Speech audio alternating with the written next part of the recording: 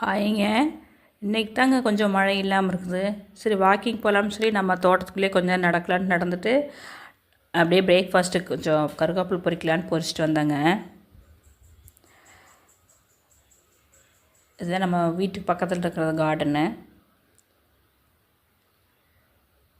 பொறிச்சிட்டு வந்தால் கொய்யா மரத்துலேருந்து ஒரு கொய்யாப்புல் விழுந்து கிடந்தது. அதை அப்படியே எடுத்துகிட்டு நல்லா சூப்பராக ஒரு பழுத்த பழங்க உளுந்துருந்துச்சு. அதை எடுத்துகிட்டு உள்ள வந்தாச்சு. பிரேக்ஃபாஸ்ட் வேலையை ஆரம்பித்தாச்சு.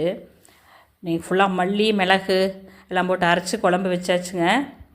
அதிலிருந்து கறி எடுத்து வச்சு அதை வறுக்கறதுக்கு எடுத்து வச்சாச்சு.